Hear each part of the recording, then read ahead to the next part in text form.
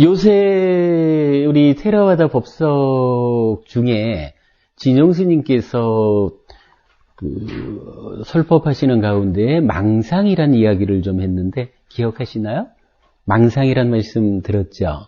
그래서 망상하지 말라 이런 말씀 했는데 망상이 뭔지 아시나요? 망상하지 말라고 말씀을 하셨거든요. 망상이 이제 굉장히 좀 어려운 이야기이기는 한데, 어려운 이야기를 지금 다 할 필요는 없을 것 같고요. 그냥 간단하게, 이런 것이 망상이구나 하는 정도로만 좀 설명을 하도록 할게요.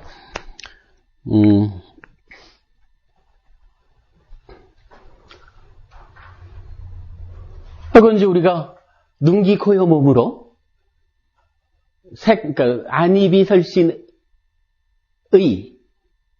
육내입처가 색성향 미촉법 육외입처를 감각하잖아요.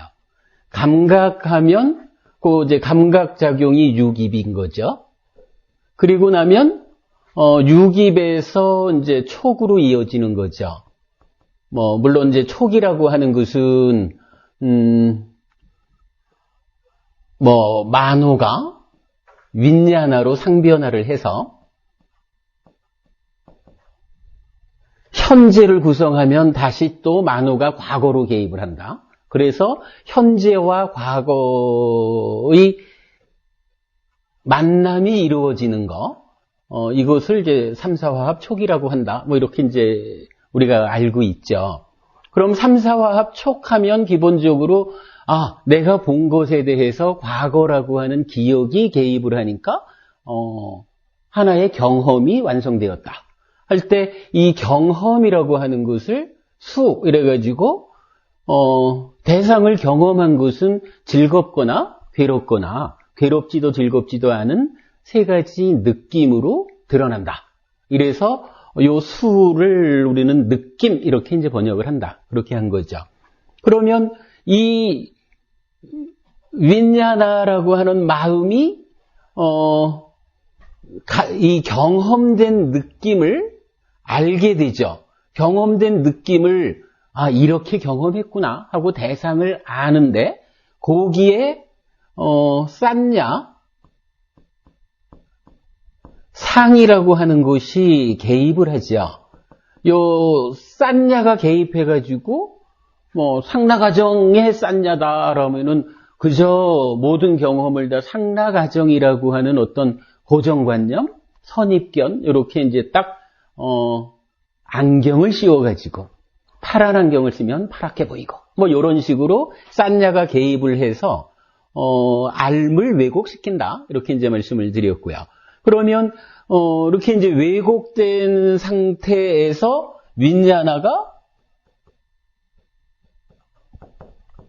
윈자나는 이제 다시 찌따로 상변화를 한다 그랬죠. 그리고 찌따로 상변화를 했는데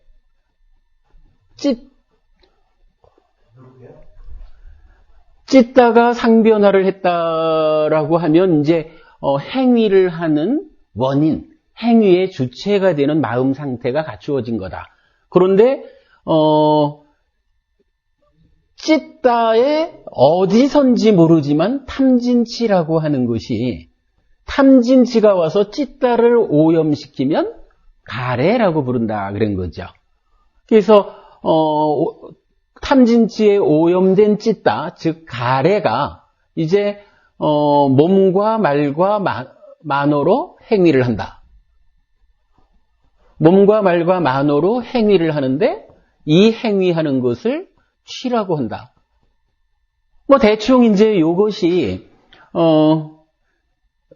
하나의 그러니까 지금 이 순간 자아의식을 일으켜가지고 어떤 대상을 딱 감각하면서 감각한 대상에 대해서 행위할 때까지의 과정이 되거든요. 그러면 요때에 이제 요 중간의 과정에서 어떤 일이 생기느냐 하면은 첫째로 촉해가지고 생겨나는 수를 우리가 외다나 이렇게 빨리 어로는 웨다나라고 한단 말이에요. 이게 이제 경험, 느낌 그렇죠. 뭐 순서가 그대로 보면은 느낀 것에 대해서 내적인 과정, 싼냐가 개입을 한다. 그래서 어떤 형태로든 왜곡을 한다. 이래 되면 싼냐가 왜곡한 상태에서 탐진치가 개입해가지고 가래가 된다. 뭐 이래 되는데 어쨌든 가래, 즉 왜곡된 찢다는 몸과 말과 만어로 행위를 한다. 몸과 말과 만어의 행위라는 것은 뭐 1차적으로는 만어의 행위가 먼저 있는 거고 내가 생각이라고 하는 어떤 만어의 행위를 하면 그것이 몸과 말의 행위로 겉으로 드러나게 된다. 이렇게 되죠. 근데 이제 사실 이 부분은 굉장히 어려운 부분이고 저도 정확히 모르는 거지만 경전을 통해서 대략적으로 파악된 이해만을 말씀드리자 하면 요 만어로 하는 행위라고 하는 요 부분이 경전에서는 이제 뭐 여러 가지로 이제 설명이 되지만 대체적으로 보면은 첫 번째 단계로 윗닦아라고 하는 단어가 나와요. 윗닦아라고 하는 단어는 한자로는 심이라고 써요.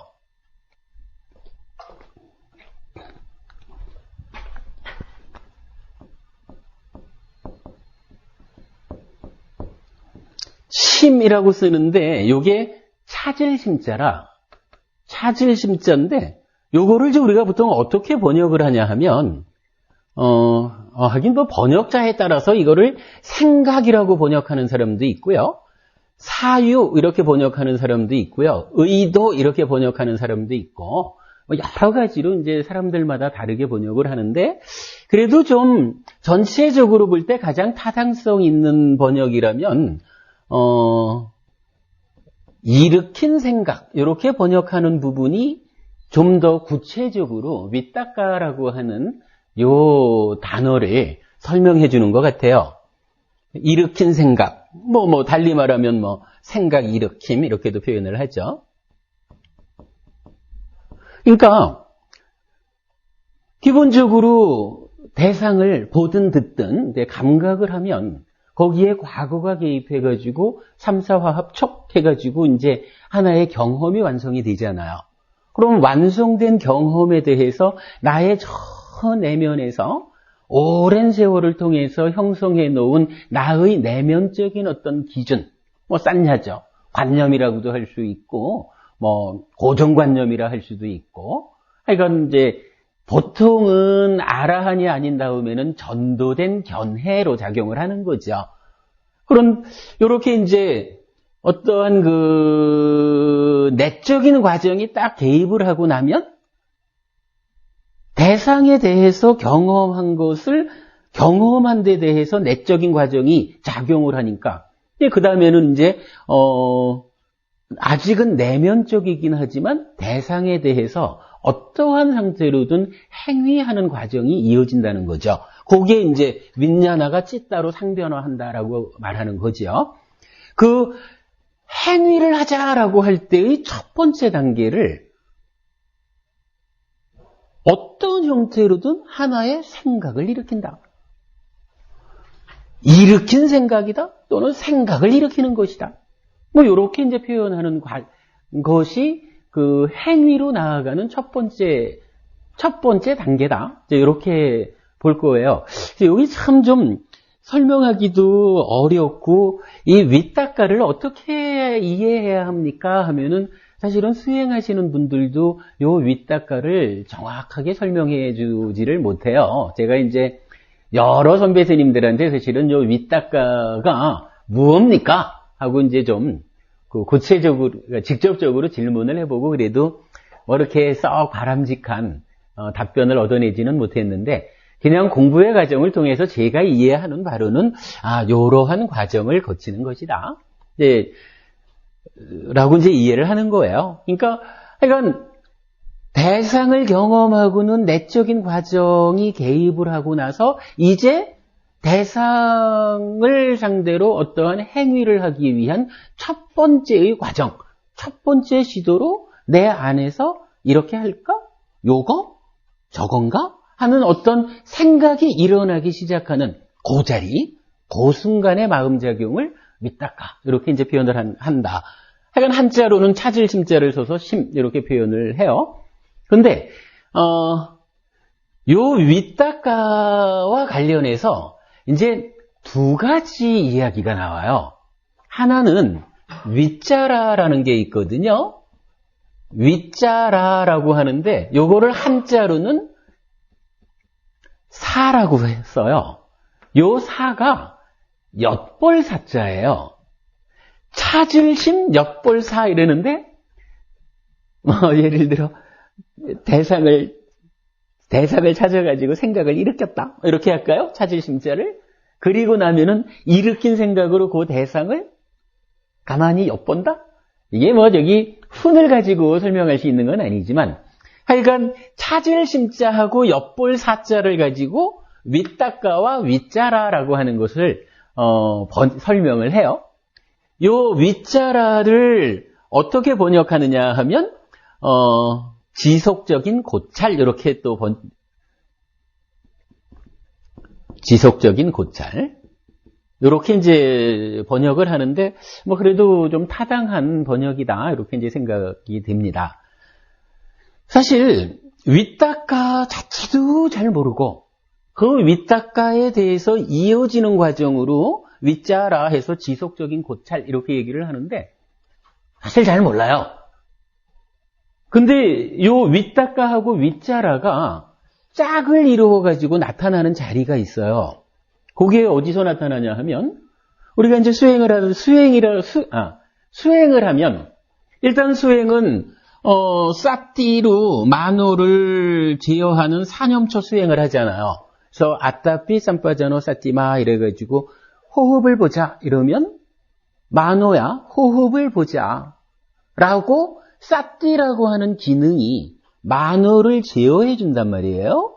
그래서 만호가 호흡을 보려고 하는데 만호가 가지고 있는 어떤 그 오래된 습관 때문에 그저 눈으로 보이는 걸 쫓아가든가 소리로 들리는 걸 쫓아가든가 내 마음속에 있는 어떤 기억을 쫓아가든가 이래가지고 호흡을 좀 보자 이러는데 요 만호라는 마음이 호흡에 붙어 있지를 못하잖아요. 이때 요 만호를 제어해가지고 만호야 지금은 호흡을 볼 시간이에요. 호흡을 보세요 하고 만호를 제어해서 호흡에 붙어 있게 만드는 요런 기능이 이제 쌉띠 알아차린다라는 기능이죠. 사념처라는 데 요 염자가 바로 그 쌉띠를 말하잖아요.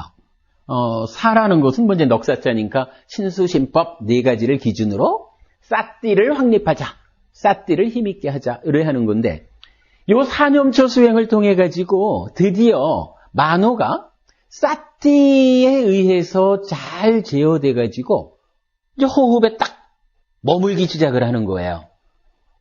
떠날 때마다 떠나지 말고 호흡을 보자 하고 붙잡아 오기 시작을 하니까 이제 만호가 호흡에 딱 머물러서 떠나지 않는 그래서 뭐 마음이 하나의 대상에 딱 머무는 요거를 우리가 이제 삼매 이렇게 부르잖아요.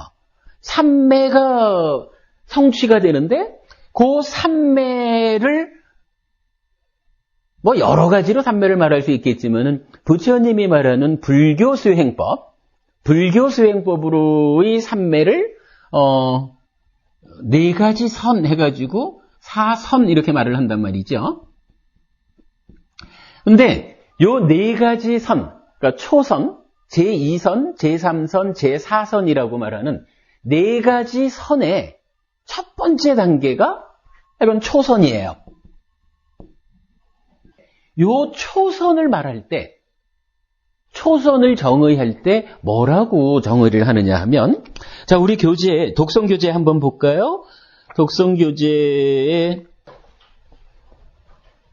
46쪽을 보시면, 여기 이제 8정도에 대해서 설명한 경전이잖아요. 분석경.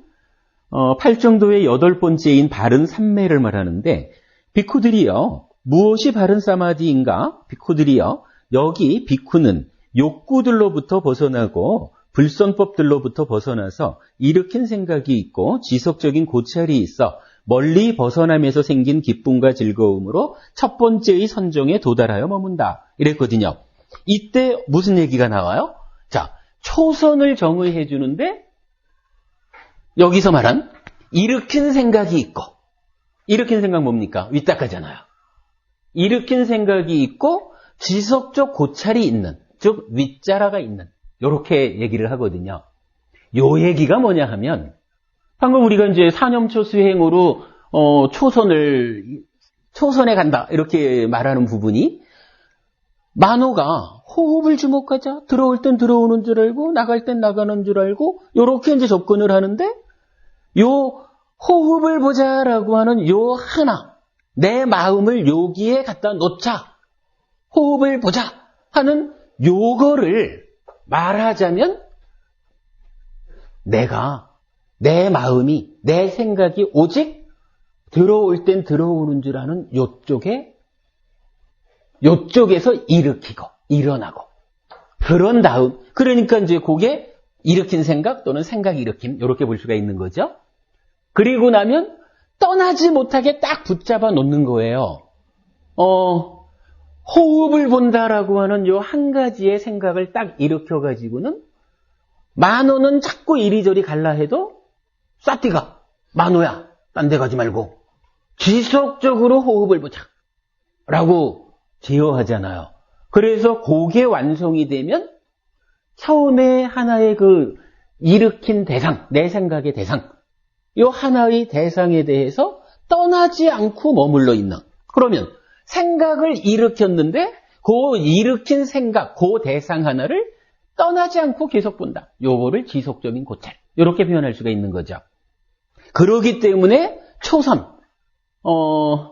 첫 번째로 삼매에 들었다라고 표현하는 이 초선을 정의할 때 윗닦아가 있고 윗자라가 있는, 요렇게 이제 그 초선을 정의하는 거예요. 그러니까 윗닦아 윗자라라고 하는 것이 잘 이해되기 어려운 개념이기는 하지만, 그냥 수행하고 연결을 시켜 보니까 사념초 수행을 통해 가지고 내 마음이 꼭 호흡이 아니라 어딘가 이제 신수심법 자기대로 이제 하나의 생각 일으키는 자리, 요 기준점을 잡을 수가 있잖아요. 이 생각을 일으키는 그 자리에 떠나지 않고 머무는, 그 일으킨 생각 그 자체를 지속적으로 붙잡고 바라보고 있는 요런 상태를 초선이라고 한다 라고 이해가 되죠. 그러니까 대상을 떠나지 않는 상태, 삼매가 이루어졌다, 이렇게 말하는 거죠. 그렇게 해서 윗닦아라는 거, 윗자라라고 하는 것을 우리가 어렴풋하게나마 이해를 해야 되겠다. 이렇게 이제 설명을 드리는 건데, 선생님, 요래 하면은 윗닦아 윗자라가 그냥 대충이라도 무슨 의미인지, 왜 윗닦아 윗자라는 말을 하는지, 이런 거는 그냥 어렴풋하게 우리가 좀 이해할 수 있겠죠? 자가문 법은이 그냥 어렴풋하게 그냥 이해할 수 있겠죠? 이제 요렇게 되면, 이제 사실 요 상태는 우리 입장에서 보면은 아주 바람직하고 좋은 상태잖아요. 그죠? 수행자가 초선을 성취했습니다. 이러면은, 일단 초선을 성취했다 그러면 벌써 6개 세상을 떠나서 3개 세상에 진입을 하는 거잖아요. 3개 세상에 들어가가지고 더 높은 수행의 완성을 위해서 나아가는, 사실은 그 출발점을 완성한 거란 말이죠. 굉장히 좋은 건데, 문제는 그게 그리 쉽지를 않거든. 실질적으로 우리 삶이라는 것은 어떠냐 하면, 내가 어떤 생각을 딱 했다. 예를 들어서 내일 모레 시험이니까 시험 공부를 하자라고, 시험 공부를 하자라고 일으킨 생각이 윗닦아가. 문제는 이게 유지가 안 되거든요. 시험 공부를 하려고 딱 앉았는데 5분도 못 가가지고, 5분도 못 가서가 뭐야, 1시간을 앉아 있어도 책 보는 시간은 5분밖에 안 되고 계속 딴 생각을 하죠. 딴 생각을 어떤 식으로 할까요? 시험 공부하려고 앉아서 시험 공부를 하겠다라고 생각을 일으킨 이 윗닦아는 어디 갔는지 모르고 그저 1분도 못 가가지고 내일 시험이 어려울까? 이러고 앉아 있는 거죠. 요렇게 생각이라고 하는 것이 일어난 상태를 그대로 지속해 주지 못하고 이제 이게 움직인다고요. 뭐 생각이 확산된다 이렇게도 이제 표현을 하고요. 예를 들자면 하나의 생각을 딱 일으켜가지고 요거를 지속적으로 집중함으로써 어떤 성과를 내지는 못하고 뭐 우리 보통 말하는 하룻밤에 기와집을 한 10채쯤은 지었다가 부수잖아요. 계속 머릿속으로만 뭐 생각이 계속 뻗쳐나가는 거라. 그렇게 생각이 뻗쳐나가는 거 이거를 뭐라고 하냐 하면 빠빤자라고 불러요. 빠빤자라고 하는데 요 빠빤자를 번역하기를 뭐라고 했느냐 하면 망상 이랬어요.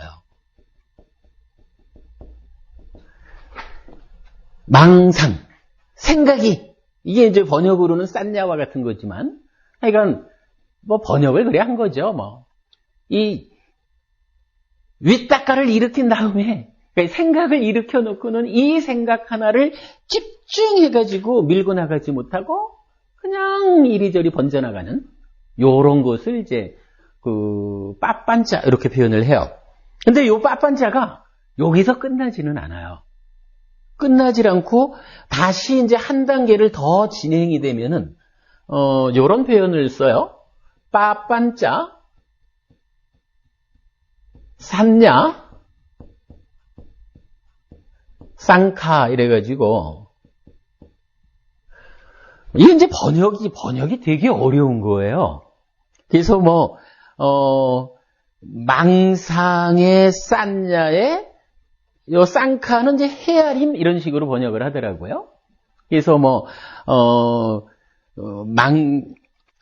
망상의 그러니까 망상과 함께하는 싼냐와 헤아림 뭐 이런 식으로도 번역을 하고 그러는데 하여간 뭐 이게 번역이 어떻게 되는지는 이제 전문가들이 아직 번역을 제대로 뭐 정확하게 못 해냈다 이렇게 봐야 되겠지만 하여간 얘기로는 그거예요. 하나의 그제 처음부터 다시 하면 대상을 감각했죠. 유깁. 그래서 거기에 이제 과거가 개입을 하면은 3, 4화합 촉해가지고 경험이 완성이 된다고요. 그리고 즐겁거나 괴롭거나 괴롭지도 즐겁지도 않은 느낌으로 이제 일어나는데 요 느낌에 대해서 즉 웨다나 느낌에 대해서 내적인 과정이 개입을 한다고요. 그래서 뭐 파란색 안경을 쓰든 노란색 안경을 쓰든 하여간 자기대로의 내적 과정이 개입을 하고는 이제 그 대상에 대해서 어찌하려고 하는 이제 생각이 이 행위가 뒤따르게 되죠. 윈야나가 찌따로 바뀌는 부분 그래 되죠.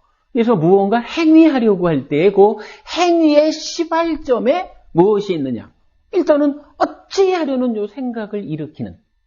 이건 뭐 생각하기에 따라서 어렵지 않을 것 같아요. 아 그렇구나. 이제 내가 어찌하려고 하는 생각을 일으키는. 뭐 그렇게 말할 때 생각을 일으킨다라고 하는 것이 윗닦아 심 이러는 거고 이 생각이 사실은 우리가 가고자 하는 삶의 방향은 그거죠. 예를 들어서 시험 공부를 하는데 1시간 내내 시험 공부해야지 하는 일으킨 생각이 유지돼주면 100점 맞는 거잖아요. 우리는 사실은 그런 삶을 살고 싶은데 문제는 우리 마음이라는 놈이 그렇게 살아주질 못하죠.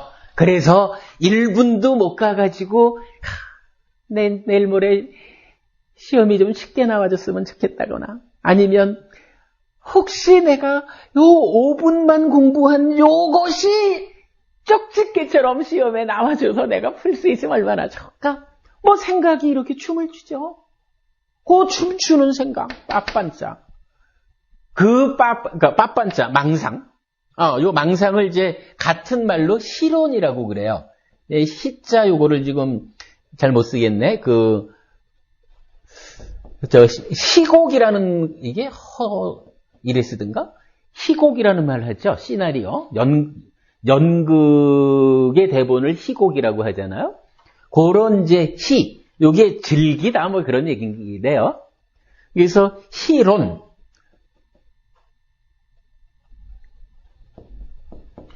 그러니까 뭐 어떤 생각을 즐기는 거.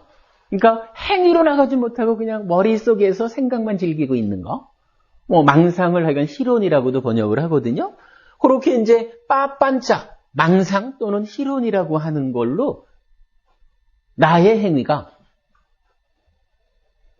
내가 원하는 거하고는 관계없이 습관적으로 그리 가버린다는 거죠. 그리고 그게 단순히 이렇게 방향이 틀어지는 정도냐 하면 아예 빠빤짜 싼냐 쌍카라 그래가지고 이 생각을 즐기는 요러한 빠빤짜라고 하는 데에다가 거기에 또 싼냐라고 하는 내 내적 과정이 더해지고 그걸 가지고 이리저리 헤아림. 뭐 아까 제가 이제 기와집을 10채는 짓는 거 이런 얘기를 했지만 아마 요 헤아림이라고 하는 측면으로 보면 하룻밤에 기와집을 10번은 지었다가 허무는 뭐 이런 식의 이야기가 될 거예요. 근데 요거를 하여간 빠빤짜 쌌냐 쌍카 이렇게 이제 그 경에는 나와요. 그러면 윗닦아라고 해서 생각을 일으키면 일으킨 생각 다음에 방향이 두 갈래가 있는 거예요. 그러니까 이거 뭐 생각하기에 따라서는 우리 뭐 늘 쌌냐 내적 과정도 두 갈래 길입니다. 한쪽 갈래는 상나가정이라는 전도된 견해에 토대해서 즐기고 환영하고 묶이면 탐진치가 생겨나서 괴로움을 만들고요. 무상고무아라고 하는 올바른 견해에 토대해서 즐기지 않고 환영하지 않고 묶이지 않으면 탐진치가 일어나지 않아서 행복을 만듭니다. 이렇게 말하는 두 갈래 길이나 쌌냐 다음에 윗닦아가 일어나가지고 일단 생각은 일으켰는데 일으킨 생각의 상태에서 윗자라 지속적으로 거기에 집중해 줌으로써 성과를 내는 그래서 이건 이제 수행으로 보면은 초선을 성취하는 물론 이 이후는 이제 이 윗닦아 윗자라를 다 없애버리는 상태까지로 나가니까 그 얘기는 이제 다음번에 하기로 하고 그러나 어쨌든 이렇게 초선을 향해서 나아가는 내 삶이 딱 중심 잡고 할 일을 올곧게 해나가는 요런 상태의 삶도 있는가 하면 웬만해서는 윗닦아 생각이 일어나고 나면 그 생각은 일어나자마자 없어져 버리고 그 생각에서 엉뚱한 길로 이렇게 막 뻗어가 버리는 거죠. 그리고는 엉뚱한 생각으로 나간 상태에서 기와집을 그러니까 10개는 지었다 부수는 그런 헤아림의 과정으로 생각이 그러니까 몸과 말과 만호의 행위라고 하는 요 만호의 행위의 업이 진행이 되는 거죠. 그러면 이제 진영 스님이 말씀하시는 망상하지 않아야 됩니다. 특히 수행할 때 망상하지 않아야 됩니다. 요 얘기는 뭐예요? 윗닦아 생각이 일어났으면 아니면 수행할 때 어떤 기준점을 하나 딱 잡았으면 거기에서 이쪽 딴 길로 가지 말고 그 일으킨 생각을 계속해서 고찰하십시오. 붙잡고 있으십시오. 그래야 일상의 삶에서도 보통 말하는 지조 있는 사람 한 길로 딱 가가지고 성과를 내는 거고 수행에서도 이 윗닦아가 윗자라라고 하는 지속되는 상태를 유지해 줘야 초선에 들고 이렇게 되는 거거든요. 그러면 대략적이나마 그 망상하지 마세요라고 말하는 망상, 그 망상의 자리가 어디인가 하는 정도를 설명한 것으로 대충 이해되겠죠? 사실 이제 경에서는 이제 이렇게 또 이야기가 돼요. 이 빠빤짜 쌌냐 쌍카라고 하는 하여간 복잡한 헤아림의 단계가 여기에서 그냥 끝나지 않고 여기에 다시 어디로 연결되냐 하면 윗닦아로 연결이 돼요. 그러면 어떻게 돼요? 윗닦아 빠빤짜 쌌냐 쌍카에서 다시 윗닦아로 또 다시 이게 반복 순환의 과정을 거치죠. 그러니까 기와집을 한 채를 지면 기와집 한 채 진 상태에서 끝나는 게 아니라 기와집 한 채 지은 그 상태에 다시 내 마음이 생각 일으킴으로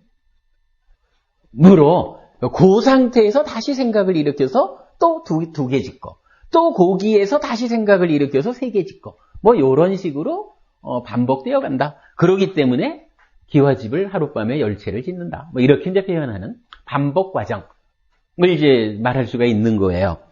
요거는 사실 이건 불교 교리 중에서 요 망상과 관련한 부분은 약간 뭐 연구해 놓은 사람도 그렇게 많지 않은 것 같고, 서울 불교대학원 대학교의 그 윤희조 교수님이란 분이 몇 년 전에 쓴 논문이 한 편, 마침 이제 저하고도 이 관심사가 잘 맞아가지고 좀 자세히 들여다봤는데, 요 윗닦가에서 빠빤짜 선녀 쌍카 다시 윗닦가로 이렇게 반복 순환되는 것을 그 마치마니까의 경전 2개를 가지고 찾아놓은 부분은 제가 볼 때도 아주 공감하는 이야기였어요.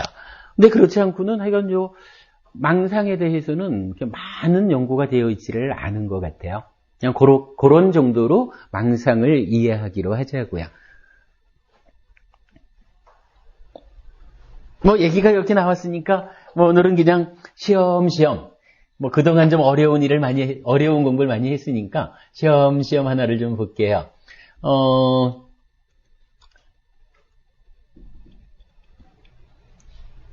페이스북에다 제가 글을 하나 올렸더니 뭐 말씀이 좀 있어서 대화를 나눈 게 하나 있는데 이걸 한번 읽어보겠습니다. 또 망상과 관련해서 도움이 될 것 같아요. 자, 해피스님이 글을 썼어요.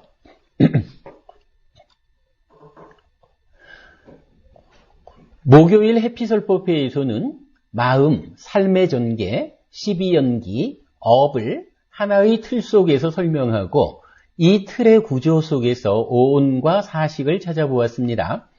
이 틀 밖에서 정의하는 오온과 틀 안에서 정의되는 오온이 다르게 설명된다는 것도 발견할 수 있었는데 교리적으로 중요한 의미를 가지게 될 것입니다. 사식 또한 자체적으로 이해해서는 올바른 의미를 찾기가 어려울 것 같습니다. 그러나 이 틀 속에서 자리매김될 때 그 의미가 분명해진다고 하겠습니다.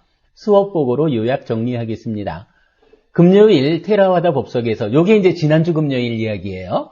금요일 테라와다 법석에서 이사장이신 진용 스님은 많이 고민하지 않는 것이 좋다고 말씀하셨는데, 요 기억하시나요? 많이 고민하지 않는 게 좋다라고 지난주 진용 스님 설법 가운데 말씀하셨는데, 혹시 기억나셔요? 요런 부분이 사실은 그 설법 그 법문 가운데 핵심이었다? 이렇게 이제 봐도 될 것 같아요. 하여간 그래요. 금요일 테라와다 법석에서 이사장이신 진용 스님은 많이 고민하지 않는 것이 좋다고 말씀하셨는데, 저는 그 가르침에 따라 바로 우리 교단의 4월 원래 회의 참석을 위해 하동으로 출발하였습니다. 어제는 회의를 마친 후 냐나로카 스님의 차편에 도움받아 돌아왔습니다. 하동, 남해안 고속도로, 통영 대정강 고속도로, 경부 고속도로, 중부 고속도로, 영동 고속도로, 중앙 고속도로를 거쳐 원주에 도착하고 원주에서는 고속버스를 타고 서울로 돌아왔습니다. 밤 12시가 다 되어 법당에 도착하였습니다. 작고 초라하더라도 내 집이 최고의 휴식처라는 편안함이 몰려오면서 잠들었습니다. 그리고는 푹 잤습니다. 이제 수업 보고 할 일이 남아 있습니다. 법부님들 모두 해피하시기 바랍니다. 하고 이제 페이스북에다가 제가 글을 하나 올린 거예요. 그랬더니 이제 알토김이라고 해서 오늘은 뭐 집안일 때문에 참석을 못한다 하시던데 아프또 법부님 계시잖아요. 오시는 아프또 법부님께서 이제 이렇게 질문을 하셨어요. 스님, 혹시 여건이 되신다면 진용 스님의 많이 고민하지 않는 것이 좋다의 설법 내용도 좀 알려주실 수 있겠습니까? 이렇게 이제 저한테, 왜냐하면 제가 위에서 그랬잖아요. 진용 스님은 많이 고민하지 않는 것이 좋다고 말씀하셨고, 저는 그 가르침에 따라서 바로 출발해 갔습니다. 이렇게 썼더니, 그러면 많이 고민하지 않는 것이 좋다라는 설법 내용이 무슨 의미입니까? 이렇게 이제 질문을 하신 거예요. 그래서 제가 이제 다시 답변을 했어요. 해피스님, 신중하지 말라 하는 말씀은 아닙니다. 다만 고민이 망상으로 연결되면 쓸데없이 시간만 버리게 되지 현명한 판단에 도움되지 않는다는 말씀 정도입니다. 지금 해야 하는 일은 지금 조건을 잘 살피고 적절히 결정해서 실행해야 하지 뒤로 미루어서 득될 것이 없다는 것입니다. 망상은 희론이라고도 하는데 윗닦아, 심, 일으킨 생각에서 이어지는 것입니다.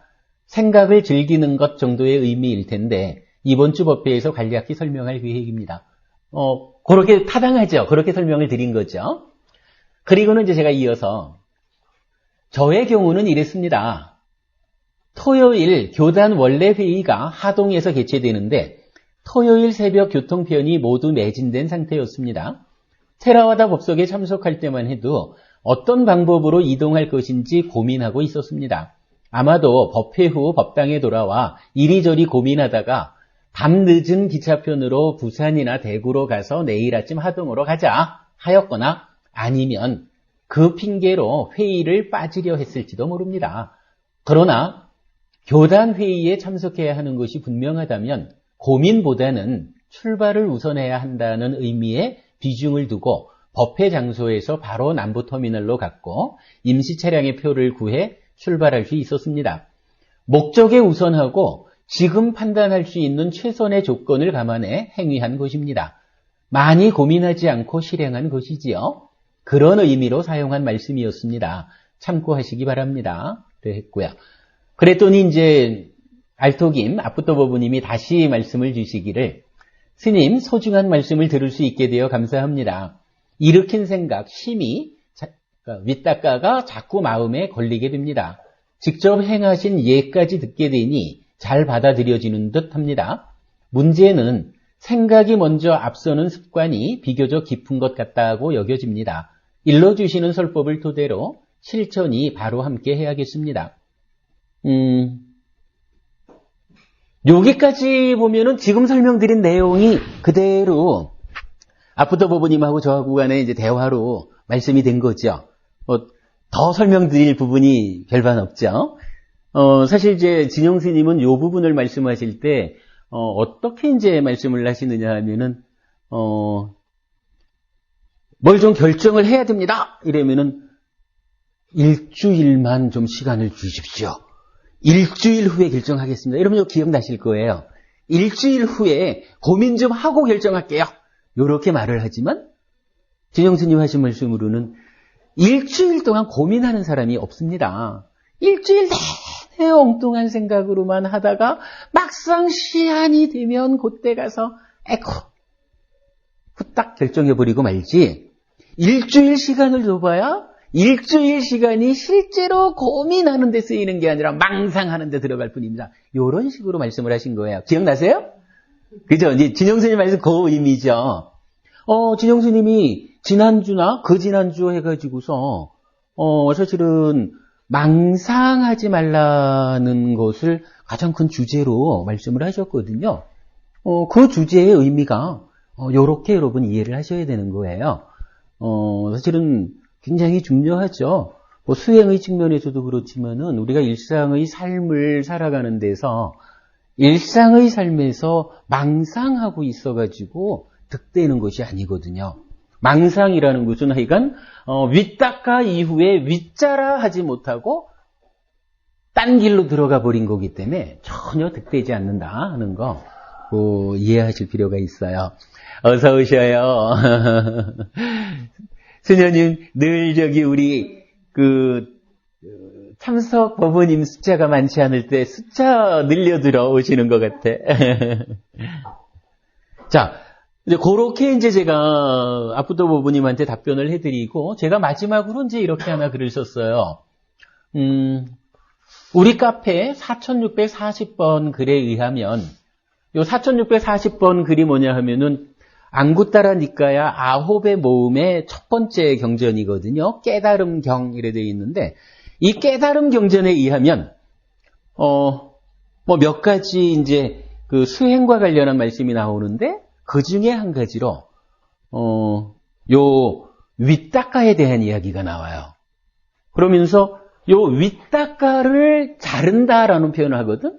윗닦아를 자른다라는 얘기는 뭐 사실 현재로 보면은 윗닦아 이후에 윗자라로 가는 게 이제 우리가 가야 되는 방향이긴 한데 제2선에서 나오는 윗닦아도 없고 윗자라도 없는 그런 제2선으로 넘어가는 단계로 가려면 요 윗닦아까지도 잘라버린다. 일으키지 않는다. 생각을 일으키지 않는 상태. 이렇게 표현이 되는 건데 요 깨달음경에 의하면 윗닦아를 자르는 방법이 무엇이냐 하고 설명이 돼요. 그게 뭐냐 하면 아나빠나 사띠, 즉 들숨 날숨에 사띠한다. 사념처를 이야기하면서 제가 그랬잖아요. 만호 보고 만호야 호흡을 보자 이렇게 이야기를 하는데 이 만호가 안 붙어 있잖아요. 그러면 사띠의 힘을 키워가지고 사띠가 만호 보고 만호야 호흡을 보자. 들어올 땐 들어오는 줄 알고 나갈 땐 나가는 줄 알고 요렇게 호흡에 붙잡아 매면 그때 초선이 성취된다. 이렇게 말씀드린 거잖아요. 이 사념초 수행의 초선으로 가는 건데 초선 그렇게 이제 만호를 호흡에 딱 붙잡아 매가지고 초선을 가고 나면 그 다음부터는 호흡에 내 생각이 딱 가서 일어나는 요런 윗닦아까지도 잘라버린다 하는 거고 그 윗닦아를 자르는 일도 요거는 이제 사념처라고 말하기보다는 이제 우리 입출식념경에서 예전에 공부한 적이 있죠. 아나빠나사띠 숫다 이렇게 말한 건데 결국은 이건 들숨과 날숨에 사띠하는 요 수행을 가지고 이 윗닦아까지를 근원적으로 잘라내는 이런 생각을 일으키지 않는 그렇게 이제 수행이 진행된다라는 거. 거기까지를 제가 적어드렸어요.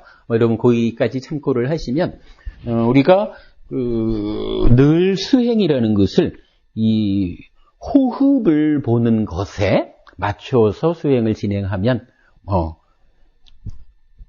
수행의 방향성에서 어긋남이 없겠다. 이렇게 볼 수가 있어요.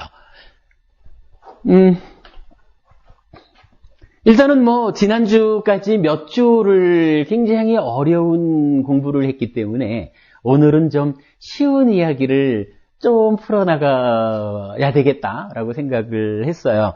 그래서 이제 그참에 이 빠빤자 망상이라고 하는 것을 깊게는 우리가 공부하지 못하더라도 우리의 마음의 전개, 삶의 전개, 12연기 이러한 그 전체적인 틀 안에서 어디에 자리하는 건지 그러면 망상하지 말라, 고민하지 마 이렇게 말하는 부분 그 의미가 어떤 의미인지 거기까지를 일단 말씀드린 것으로 하겠습니다. 어떤가요? 이 부분이 좀 이해가 되시나요? 질문하실 거 있으면 지금 받겠습니다. 질문 없는 것으로 하고 넘어가겠습니다.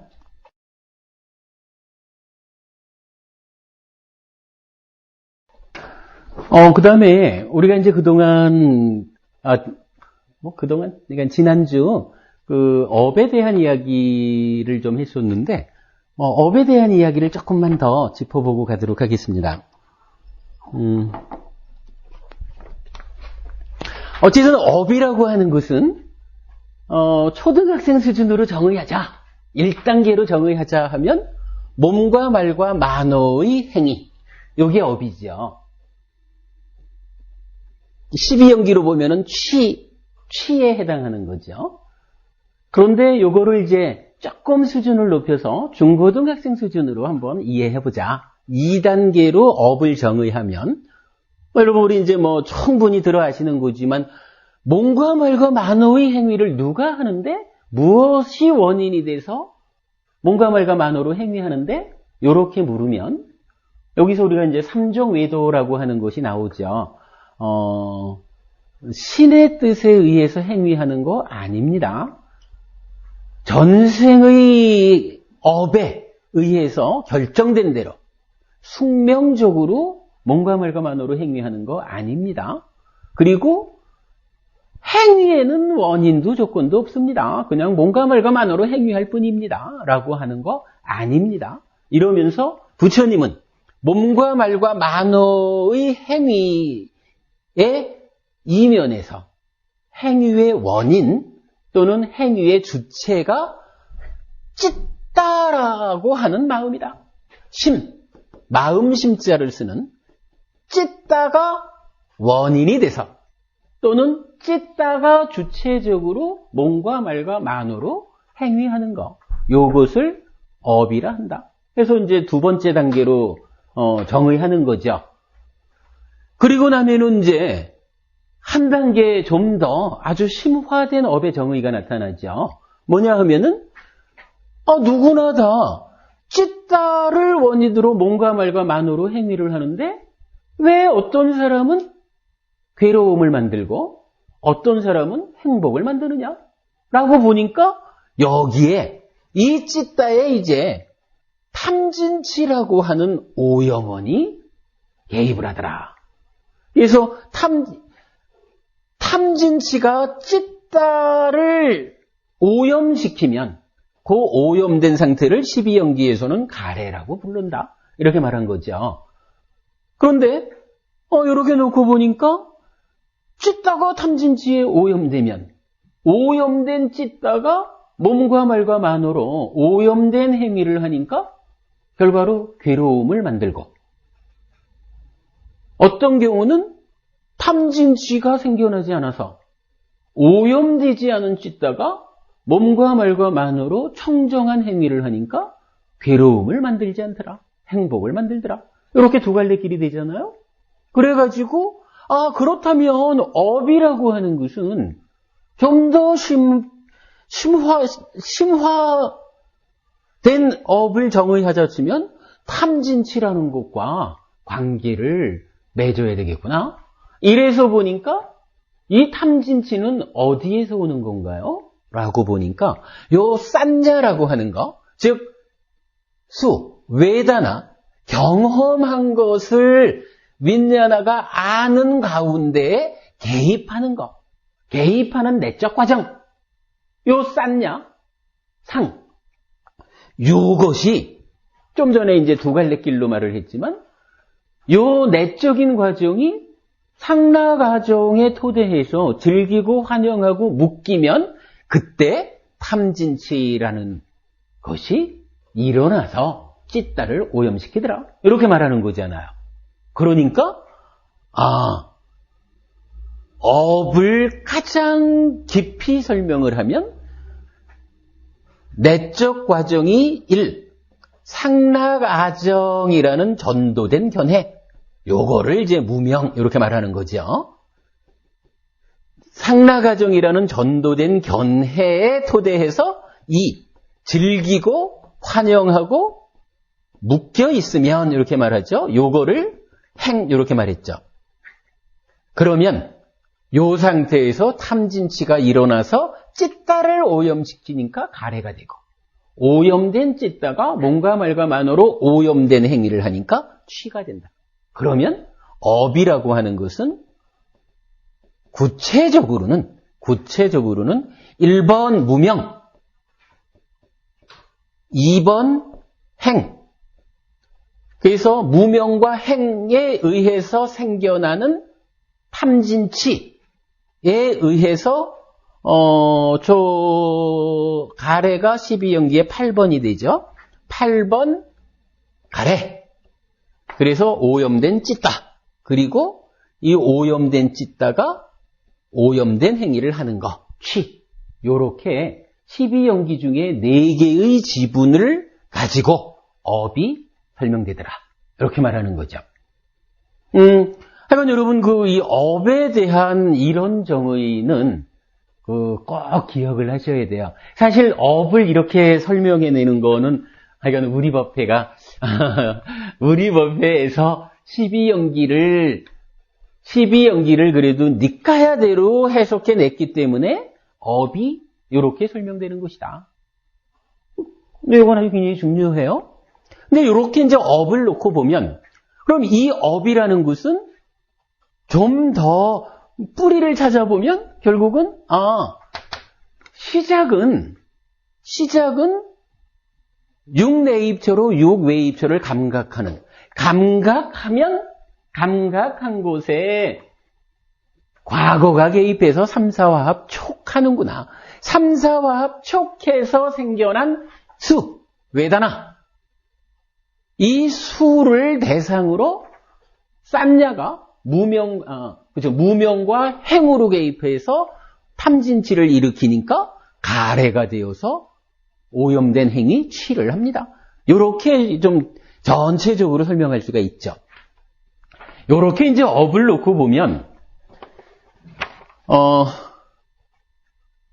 이제 빠니더 법부님이 이제 지난주에 질문하신 거, 의문을 갖고 계시는 게, 업의 소멸, 이 부분이었거든요. 업의 소멸. 업의 소멸이라는 것이 가능합니까? 이런 말씀이셨고, 이 내용과 관련해서 지난주에 이제 진영 스님이 사실은 답을 주셨죠. 그래서 이런 업이라는 것이 한 번 행위한 것이 없어지지 않죠. 그래서 없어지지 않는 거 이런 말씀을 하셨고, 마지막에는 이제 업장 소멸과 관련한 애경 스님 질문이셨죠. 업장 소멸에 대해서 여쭸을 때도 업장 소멸 없어 이렇게 이제 답변을 주셨거든요. 근데 이제 문제는 이 부분을 우리가 좀 잘 봐야 될 필요가 있어요. 문제는 이제 정의의 문제라. 이게 행위한 것이 행위의 과보를 내가 겪어내지 않는 한 이 업에 의해서 생겨나야 되는 과보가, 그게 모칼라나 존자가 깨달음 이후 아라한이 되었는데도 불구하고 이전의 업치음의 과보를 받아서 이런 얘기가 이제 거론이 되는 거잖아요. 그래서 업이라고 하는 것이 소멸되는 게 아니다. 이렇게 이제 빠니더 법부님 질문을 주신 거, 또 진영 스님도 그렇게 답변을 주신 건데, 이게 이제 이건 정의라는 측면을 볼 필요가 있는데, 업경이라는 경전이 있어요.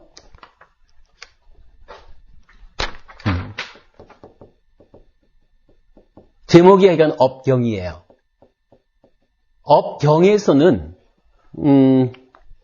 이전의 업이라는 거, 그러니까 눈이 무엇이냐?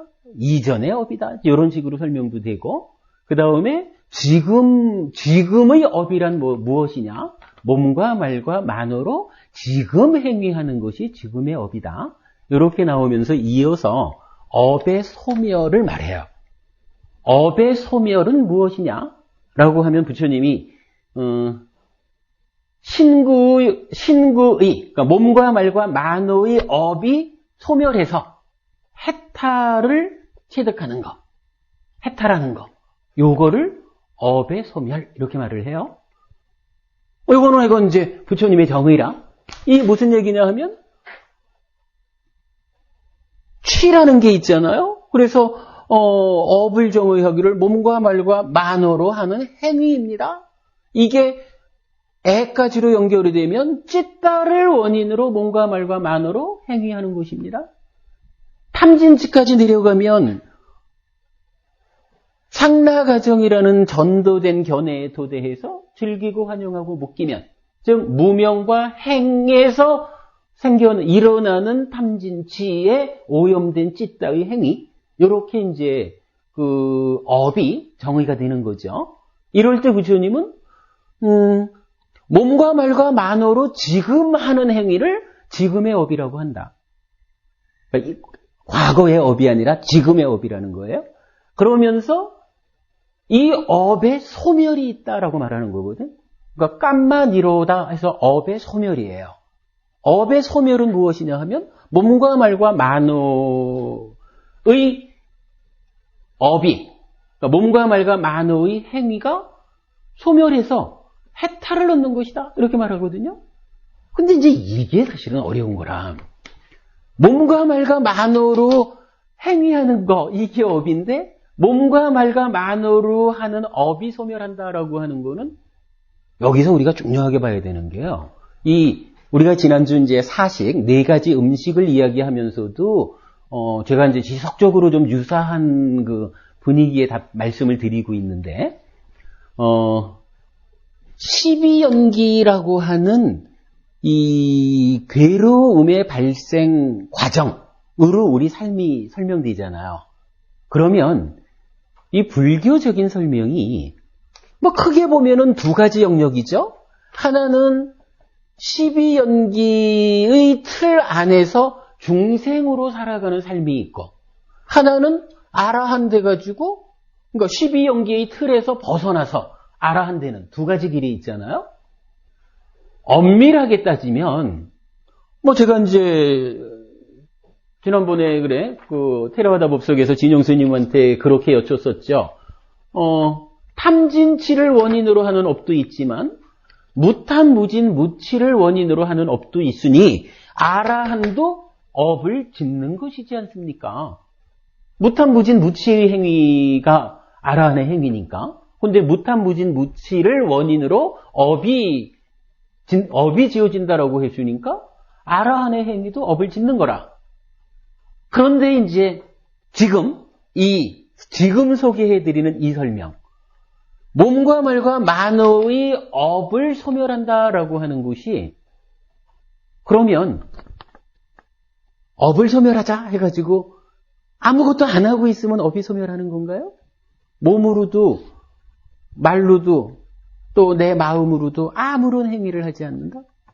모르지. 뭐 어떻게 보면은 좀 전에 설명드렸던 그 윗닦아 해가지고 이렇게 그 어찌하려고 하는 이런 생각이 일어남까지를 다 잘라내면 그때는 몸과 말과 만호로 행위하지 않는 거, 뭐 이렇게 이제 말할 수도 있겠지만, 그렇다고 그게 그러면 해탈한 사람, 아라한 부처님은 그냥 목석처럼 앉아 있을까? 뭐 그런 건 아니잖아요. 그럴 때에 이 몸과 말과 만호의 업이 소멸한다라고 하는 것은 어떻게 이해해야 될 거냐? 물론 답은 이거예요. 불교 공부를 하면서 분명히 우리가 구분해야 되는 것이 중생으로의 삶과 아라한으로의 삶을 포괄해가지고 말하는 경우가 있고, 또 어떤 경우는 아라한의 경우를 제외한 중생의 삶, 12연기의 테두리 안에서 말하는 경우가 있어요. 그럴 때 12연기를, 그 테두리를 기준으로 설명할 때는 요 12연기를 벗어나는, 그래서 아라한의 삶으로 나가는 요런 것을 소멸, 이렇게 표현하기도 해요. 요 부분을 봐야 되는데, 자, 업에 대해, 그러니까 업의 소멸을 이야기하는 경전이 이 업경 말고, 대표적인 경전이 또 하나 있어요. 꿰뚫음경이라고 해서, 뭐 제가 그 많이 중요하게 생각하는 경인데, 이 꿰뚫음경에서도 업에 대한 이야기를 하면서, 업이란 무엇이냐 하면은, 의도가 업이라고 나는 말한다. 의도하는 중에 몸과 말과 만호로 업을 짓는다 하는 이 유명한 말씀도 꿰뚫음경에 나오는데, 그 꿰뚫음경에서 이어서 말하기를 업의 소멸이 있다. 그러면 업은 어디서 생겨나느냐? 이 몸과 말과 만호로 하는 행위, 이 업이 어디서 생겨나느냐라고 묻고는 부처님이 답변을 삼사화합 촉, 현재와 과거가 만나서 경험을 만드는 촉에서 생겨난다, 이렇게 말을 하거든요. 삼사화합 촉에서 업이 생긴다, 이렇게 말을 해요. 뭐 이거는 먼저 우리가 늘 말하는 촉에서 수상사가 함께 생깁니다. 이거와 이제 같은 내용이 되겠죠. 그러면서 몸과 말과 만호의 이 업이 생겨나는 것은 삼사화합 촉 때문에 생겨나는데, 그렇다면 소멸은 어떻게 설명되느냐? 이럴 때 뭐 똑같이 답변을 해요. 업의 소멸은 촉의 소멸이다, 이렇게 말하거든요. 그러니까 삼사화합 촉을 해서 외다나 경험이 생겨나고 거기에서부터 뭐 내적 과정이 개입을 하면서 찢다가 원인이 돼서 몸과 말과 만으로 행위합니다. 이렇게 말을 하니까 요 상태를 소멸이라고, 그러니까 소멸의 측면에서 정의할 때는 3사화합 촉의 소멸, 촉이 소멸하면 업이 소멸한다. 이렇게 얘기를 해요. 그러면 이제 업의 소멸을 알려면 이제 업에서 한 단계 이제 더 안으로 들어가서 촉이라는 것을 봐야 되죠. 촉은 어떤 경우에 촉의 소멸을 말할 수 있는가? 촉의 소멸을 이해하는 거는 또 쉬운 일은 아니죠. 근데 이제 그래도 또 니까야를 푸는 우리 법회에서 그게 설명이 안 되면 안 되죠. 자, 우리 카페에 제가 이제 좀 오래전에 적어놓은 경전이 하나 있어요. 나무토막 비유경이란 경전이 있는데 이걸 한번 좀 보겠습니다. 나무토막 비유경이라고 쌍요따니까야 48번 쌍요따의 39번 경입니다. 이거 한번 좀 읽어보겠습니다. 비구들이여 5가지 기능이 있다. 무엇이 5인가? 육체적 즐거움의 기능, 육체적 괴로움의 기능, 정신적 즐거움의 기능, 정신적 괴로움의 기능, 평온의 기능이다. 비구들이여 육체적 즐거움을 일으킬 감각 접촉을 반영하여 육체적 즐거움의 기능이 일어난다. 그는 육체적으로 즐거운 상태에 있으면서 나는 육체적으로 즐거운 상태에 있다라고 꿰뚫어 한다.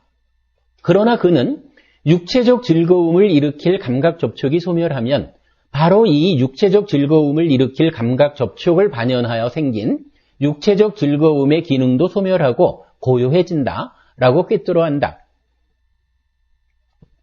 똑같은 얘기가 이제 5가지 느낌에 대해서 나와요. 5번째로 보면 비구들이요 평온을 일으킬 감각 접촉을 반영하여 평온의 기능이 일어난다. 그는 평온한 상태에 있으면서 나는 평온한 상태에 있다라고 꿰뚫어 한다.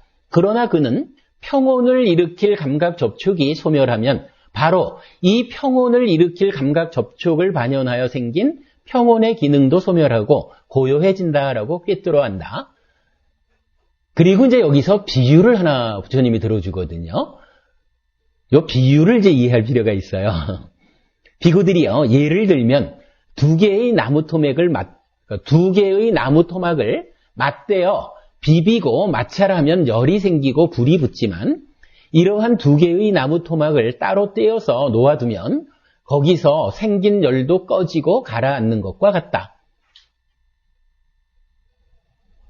비구들이요, 그와 같이 쭉 5가지 기능, 느낌의 기능에 대해서 나오면서 그러나 그는 평온을 일으킬 감각 접촉이 소멸하면 바로 이 평온을 일으킬 감각 접촉을 반영하여 생긴 평온의 기능도 소멸하고 고요해진다라고 꿰뚫어 안다.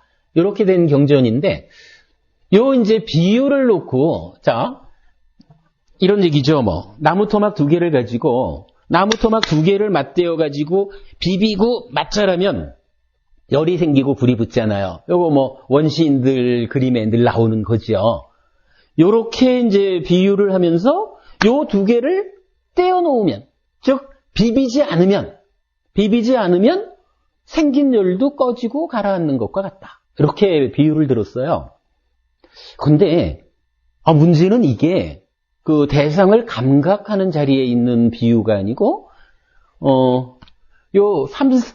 이 촉을 이야기하면서 이렇게 이제 나무토막 2개를 맞대는 비유가 들어졌거든요. 그래서 이제 제가 요 비유를 보고 의문을 제시한 거예요. 촉이라고 하는 것은 3사화합이잖아요. 3가지가 만나는 게 3사화합 촉이거든요. 그런데 왜 이 비유에서는 3개의 나무토막 얘기를 안 하고 2개의 나무토막을 갖다 놓고 비비면 이렇게 얘기를 했을까? 근데 이 부분에 대해서 제가 요거는 한 2년쯤 전에 이제 고민을 했던 거고요. 아니네. 2년이 아니고 1년 4개월 전이네. 여기에 대해서 지난 1월 달에 글을 하나 적었어요. 3,4화합 촉을 왜 두 개의 나무 토막을 맞대어 비비는 것으로 비유하였을까요? 이래 했거든요.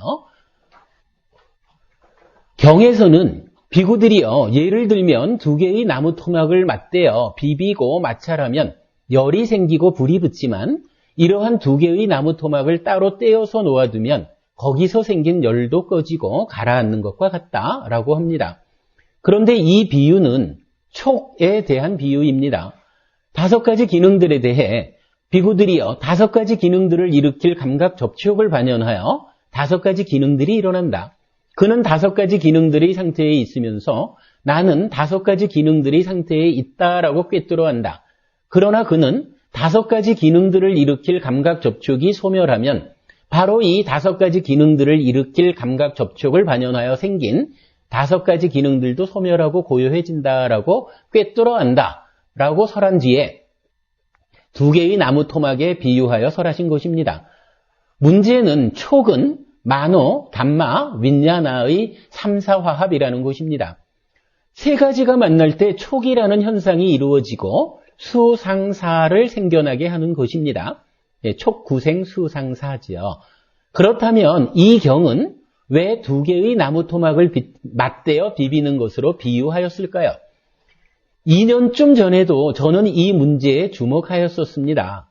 그냥 이렇게 문제 제기만으로도 훌륭한 일이라고 생각합니다. 라며 넘어갔던 주제인데 이제는 답을 할 수 있겠습니다. 4012번 글에서 저는 그러므로 촉은 현재와 과거의 만남입니다. 지금 이 순간의 삶, 현재의 기억, 과거가 개입하는 것입니다. 그리고 이 만남에 의해 수, 웨다나가 생겨납니다. 동일한 대상에 대해 각각이 다른 느낌을 느끼는 현상은 이렇게 설명됩니다. 주목해야 합니다. 감각 과정은 눈, 귀, 코, 혀, 몸, 만호, 6내입처에 의한 형색, 소리, 냄새, 맛, 감촉, 담마, 6외입처의 감각 작용만을 의미하지 않습니다. 감각 작용이라는 현재에 기억이라는 과거가 개입하여 경험으로 완성될 때까지를 말하는 것입니다. 이 경험이 수입니다. 그리고 경험은 락고 불고불락으로 드러납니다. 그러므로 수는 경험이면서 느낌인 것입니다. 라고 하였는데 이것이 답일 것입니다. 촉은 1. 만호, 담마, 윈야나의 3,4화합이면서 동시에 2. 현재와 과거의 만남입니다. 그러므로 현재라는 나무 토막과 과거라는 나무 토막 두 개를 소재로 비유하였다고 할 것입니다. 그리고 맞대어 비비는 것은 가운데 중자죠. 욕탐의 작용이라고 할 것입니다. 바로 이 경에서 말하는 비구들이요, 예를 들면 두 개의 나무 토막을 맞대어 비비고 마찰하면 열이 생기고 불이 붙지만 이러한 두 개의 나무 토막을 따로 떼어서 놓아두면 거기서 생긴 열도 꺼지고 가라앉는 것과 같다라는 비유인 것입니다. 해피하시기 바랍니다. 라고 이제 글을 썼는데 하여간 이제 이 내용은 그거예요. 2년쯤 전에는 3,4화합 촉에 대한 비유를 하면서 분명히 촉은 세 가지가 만나는 건데 왜 이거를 두 개의 나무 토막으로 비유했을까? 라고 문제 제기한 것만 가지고도 훌륭하다! 이렇게 생각을 했는데 이제는 답변할 수 있겠습니다. 그래도 우리가 이제 그 사이에 공부를 통해 가지고 이제 촉에 대해서는 확실히 알았잖아요. 촉이라는 것은 3사지만 거기서 윈야나와 담마라고 하는 요 두 가지가 현재를 구성하고 거기에 만호가 과거로서 개입한다. 그래서 현재라는 막대기 하나 하고 과거라는 막대기 하나 하고 두 가지가 만나는 것이 촉이다. 이렇게 이제 촉을 정의하게 됐잖아요. 그러니까 부처님이 촉을 이야기하면서 이 두 개의 나무 토막으로 촉을 이야기하고 이것을 비비면 열이 날 거고 떼놓으면 비비지 않으면 열이 사라질 거고 이렇게 말을 하잖아요. 그러면 이제 여기서 마지막으로 그거만 보면 되죠. 나무 토막 2개가 있는데 실제로 열을 일으킨다. 즉 느낌을 일어나게 하는 것은 요 2개가 있다라는 데서 열이 나는 게 아니라 있어도 떼놓으면 열이 안 나잖아요. 다만 요 2개를 갖다가 비벼대니까 그때 열이 나더라. 그래서 느낌이 일어난다. 이렇게 이제 보는 거잖아요. 그러면 중요한 것은 비비는 일이구나. 맞대어 비비는 요게 무엇일까? 요걸 보는 게 촉에서 이제 마지막으로 우리가 알아야 되는 거죠. 그렇다면은 방금 여기서 말하듯이 이러한 우리 하여간 삶의 전개 과정을 중생들의 삶, 12연기의 틀 안에서 본다라고 하면 이것은 이 12연기 안에서 비벼대는 이 비비는 현상이 발생하는 것이 12연기 안에서의 중생의 삶이구나. 떼어나가지고 비비지 않으면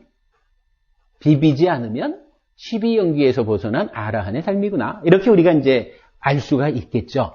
그래서 요거를 경전을 우리가 2개를 예를 들 수가 있어요. 한 가지가 뭐냐 하면 제가 자주 예로 드는 거지만 이렇게 말하잖아요. 부처님도 아라한도 눈, 귀, 코, 혀, 몸, 만호가 있어서 보고 듣고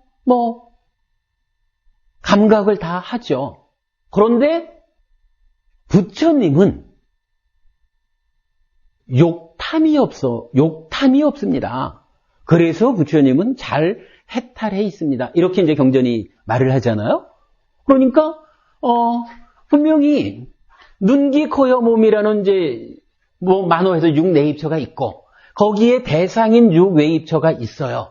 그래가지고 감각을 하거든요. 보고 듣고 감각을 하는데 우리는 12연계의 테두리 안에서 살아가는 중생이라고 말할 때는 이 감각하는 요기에 뭐가 작용하냐 하면 욕탐이라고 하는 찬다라가 이랬죠. 욕탐이라고 해서 그냥 호리 쫓아가서 좋은 건 내 거 해야 되고 싫은 건 갖기 싫고 그거 맘대로 안 되면 화나고 요런 욕탐이 개입하는 감각 적용을 한다는 거죠. 요 욕탐이 개입한다라고 하는 것이 막대기 2개를 비비는 요거죠. 그런데 이제 해탈하면 아라한이 되면 똑같이 6내입처로 6외입처를 감각하지만 이때 요 가운데 끼어드는 욕탐 이게 없다는 거죠. 그냥 욕탐 없이 다만 볼 때는 보기만 하는 거죠. 보이는 대로 보기만 하는 거죠. 본 상태에서 그대로 우리 삶이 아라한도 살아가죠. 다만 욕탐이 끼어 있지 않기 때문에 찢다가 어떻게 돼요? 탐진치에 오염된 가래가 되지 않고 그냥 오염되지 않은 찢다. 그래서 청정한 찢다가 청정한 행위를 하니까 괴로움을 만들지 않는다. 행복한 삶이 성취된다. 이렇게 말하는 거잖아요. 이해되죠? 이건 부처님도 눈, 귀, 코, 혀, 몸이 있어서 보고 듣고 다 하지만 욕탐이 없어서 잘 해탈해 있는 분입니다. 라고 하는 이야기는 제가 빠니도 부분이 이거 한 10번도 더 들으셨을 거예요. 제가 참 많이 드리는 말씀인데 이게 이렇게 이제 적용이 되는 거거든요. 그 다음에 또 한 가지 경전이 최근에 와가지고 이제 우리가 이제 나름대로 12연기를 잘 해석을 하다 보니까 한 가지 이제 새로운 경전을 말씀드리는 게 있죠. 관찰경. 그래서 제가 요새 이제 늘 시작을 그래야 하잖아요. 몸과 마음으로 구성된 내가 있습니다. 오치온으로서의 나가 있는데 이 오치온인 내가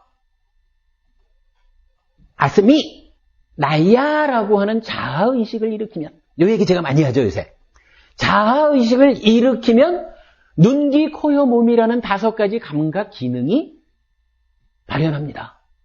그런데 거기에 뭐가 있느냐 하면 그러니까 아스미 나야라고 하는 자아의식을 일으키면 눈, 귀, 코, 혀, 몸의 감각 기능이 작용하기 시작하는 거죠.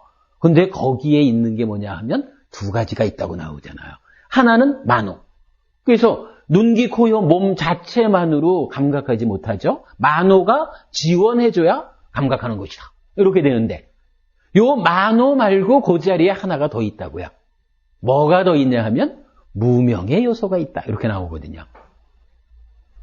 그러니까 자아의식을 일으켜서 이제 5가지 기능이 활성화되면서 감각작용을 하는 요 육입의 자리에는 무명의 요소가 있다. 이렇게 해서 정의가 되어 있는 거예요. 관찰경에. 제가 늘 같이 말씀을 드리는 거거든요. 그러면 내 입처가 외입처를 감각하는 요기를 좀 전에는 다른 경전을 인용해서 부처님은 여기에 욕탐이 없어서 잘 해탈된 분입니다. 우리들은 여기에 욕탐이 있어서 12연기라고 하는 괴로움을 만들어가는 삶을 삽니다. 그러나 아라한은 욕탐이 제거됐기 때문에 괴로움을 만들지 않습니다. 12연기의 틀에서 벗어났습니다. 이렇게 말씀을 드렸는데 이제 요즘 말씀드리는 관찰경 거기서는 무명의 요소가 함께 있습니다. 이렇게 말하거든요. 이 무명의 요소가 뭐예요? 결국 무명의 요소가 이제 탐진침한다는 거잖아요. 이게 욕탐이 개입합니다라는 얘기하고 무명의 요소가 거기 같이 있습니다. 라고 하는 거하고 같은 의미가 되죠. 그렇게 우리가 이해할 수 있는 거죠. 그러면 이제 이 촉에 대한 이야기가 이제 다 할 얘기를 다 했다 이렇게 봐도 되는 거죠. 즉 몸과 말과 만호의 행위가 업이거든요. 근데 이 업이 어디서 생기느냐? 삼사화합 촉에서 생긴다 그랬거든요.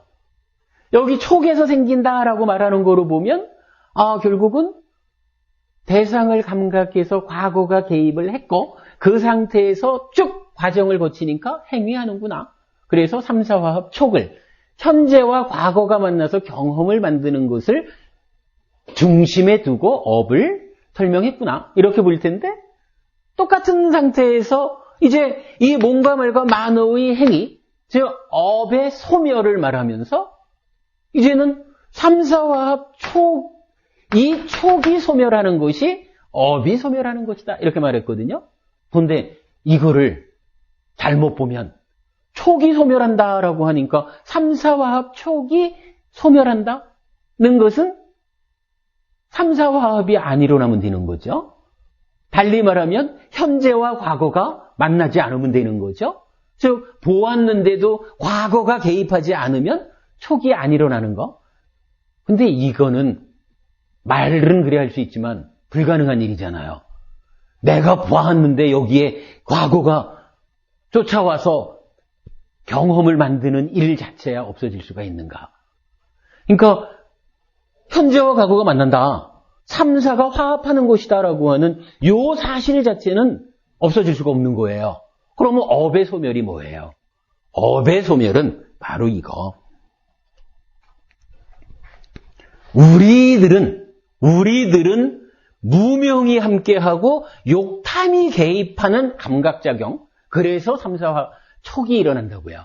그런데 아라한은 어땠어요? 아라한은 바로 이게 없잖아요. 욕탐. 그리고 같은 경우에서 무명이 이제 명으로 바뀌고 이렇게 설명이 되거든요. 그러면 삼사화합 촉의 소멸이다라고 하는 것은 현재와 과거가 만난다는 이 과정은 변함이 없는데 여기에 욕탐이라고 하는 또는 무명의 요소라고 하는 이것이 제거되었구나. 이것의 개입이 차단되었구나. 삼사화합 촉의 소멸. 촉이 소멸하면 친구의 삼업이 소멸합니다. 라고 말하는 업의 소멸을 이렇게 알아야 되는 거죠. 그리고 마찬가지 꿰뚫음경에서 뭐라고 말하느냐 하면 이러한 그러니까 업의 소멸로 이끄는 길이 있다 하고 그 길, 업의 소멸로 이끄는 길이 8정도다 이렇게 나오는 거거든요. 이거야 당연하죠. 뭐든지 모든 문제를 푸는 거는 팔정도지요, 뭐. 그죠? 요렇게 그 업이라는 것과 업의 소멸을 우리가 이해해야 할 필요가 있다. 요 얘기는 사실은 이제 빠니도 법부님께서 지난주에 그 우리가 간과하고 넘어갈 수 있는 그 중요한 포인트를 사실은 주제화해 주셨다라고 생각이 듭니다. 빠니도 법부님께서 말씀하신 그 업이라는 것이 소멸할 수 없는 거 아닙니까? 근데 스님은, 그러니까 해피 스님은, 팔정도로 업이 소멸한다라는 말씀을 하셨는데, 타당합니까? 업이 소멸하는 게 아니라 괴로움이 소멸되는 것이지 않습니까? 이렇게 이제 말씀을 주셨던 부분인데, 사실은 맞는 말씀이죠. 팔정도라는 게 궁극적으로는 하여간 고진멸도 사성제 해가지고 괴로움을 소멸하는, 그래서 괴로움의 소멸로 이끄는 올바른 길, 이것이 팔정도지요. 당연히 그런 건데 그 과정에서 부처님은 바로 이런 그 괴로움의 발생 과정인 12연기를 설하고, 이 12연기라는 테두리 안에서 괴로움을 겪어가는 중생으로의 우리가 살아간다. 그런데 그 중생으로의 우리의 삶이라는 것은 결국은 벗어나야 되는, 소멸해야 되는, 따지자면 나쁜 거다, 나쁜 상태다. 그러니까 이 나쁜 상태인 12연기로서의 삶을 소멸하자. 요렇게 내 삶을 소멸하자는 게 아니라 12연기의 중생으로의 삶, 요거를 소멸하자라고 하는 소멸의 개념을 하나 말씀을 하시는 거죠. 그래서 12연기적인 괴로움의 발생 과정은 다 소멸돼 버린 아라한으로의 삶. 그리고 나면 아라한도 물론 몸을 가지고 있으니까 몸을 조건으로 하는 어려움이야 남아 있는 거지만, 그러나 그 얘기는 좀 논외로 하고, 이렇게 그 소멸이라는 개념을 동원하는 거죠. 그래서 경전을 통해 가지고 부처님은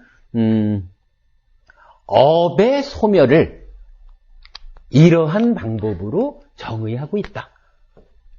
그러면 우리는 이제 그렇게 알을 필요가 있죠. 첫째로 업이란 무엇입니까? 하니까 우리가 이 12연기를 통해 가지고 정말로 제가 볼 때는 이 업을 이렇게 무명행, 가래, 취 4개의 지분으로서 설명해낸 것은 우리 법회가 참 큰 일을 하나 했다. 이렇게 생각해요. 정말이에요, 주녀님. 그런데 이 업에 대해서 아는 것만큼 이제 이어서, 그렇다면 부처님은 이 업이 분명히, 그러니까 무명과 행을 조건으로, 탐진치를 조건으로 만들어진 업은 우리 삶을 중생으로 살게끔 묶어놓는 거고, 따지면 나쁜 거고, 그러니까 어떻게 살아야 될 것이냐? 이러한 업을 소멸하는 삶을 살아야 되겠다. 이런 업을 소멸해서 아라한으로 가자. 요렇게 말하는 거죠. 요런 개념에서, 그런 목적에서 이제 업의 소멸이라고 하는 하나의 그 단어로 개념이 만들어졌다. 이렇게 봐야 되겠죠. 그래서 업의 소멸을, 촉의 소멸이다라고 부처님이 이제 정의를 해주는 거죠. 그리고 촉의 소멸이라고 하는 것은, 삼사화합 자체가, 현재와 과거의 만남 자체가 없어지는 게 아니라, 방금 전에 강조해드린 욕탐 또는 무명의 요소, 이것을 제거함으로써, 이 2개의 나무 토막을 비벼서 열이 일어나게 하는 그런 상황을 제거함. 그럴 때, 촉의 소멸, 요렇게 이제 그 정의가 되는 거죠. 그럼으로써, 업의 소멸이라고 하는 것이 부처님께서 의도하신 가르침의 내용으로 설명이 된다. 이렇게 보면은 되겠고요. 그리고 나면 이제 그 경에서 말하는 이런 업의 소멸 말고, 사실은 이제 지난주에 빠니도 부부님께서 그 말씀하신 업이 소멸되는 게 아니지 않느냐라는 문제제기, 그 부분도 사실은 중요한 의미를 갖는 거죠. 그것도 이제 우리가 좀 더 봐야 되는데, 그거는 어떻게 봐야 되냐 하면, 하여간 우리 3기 마지막 주에 제가 설법했던 업의 효력을 상실시키는 거. 그죠? 업의 효력을 상실시키는 거예요. 그러니까 요게 이제 경전으로 보면, 잠깐만요. 의도경이라는 경전이 있는데, 안구따라니까야 열의 모음에 나오는 건데, 뭐 요렇게 번역이 되어 있는 거죠.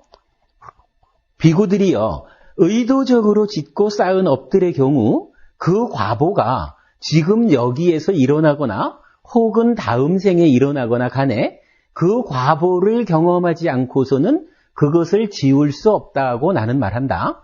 비구들이여 의도적으로 짓고 쌓은 업들의 경우 그 과보를 경험하지 않고서는 괴로움을 끝낼 수 없다고 나는 말한다. 요렇게 이제 부처님이 말씀하신 내용인데, 이 내용을 가지고 제가 이게 타당하지 않지요. 모든 업이라는 것을 다 겪어야만 벗어날 수 있다고 하면, 우리가 과거에 지어놓은 업이 얼만데 그걸 다 겪은 다음에 벗어나겠습니까? 이래가지고 이제 제가 요 내용 때문에 진영 스님한테 이제 번역에 대한 타당성을 여쭸던 거, 그거를 이제 설명을 드렸었죠. 그랬을 때 이제 진영 스님께서 주신 답변 중에 업이 효력을 상실하게 하는 것이 있다라는 뭐 아호시 깜마 그랬던가 그러는데 일단 번역은 타당하다.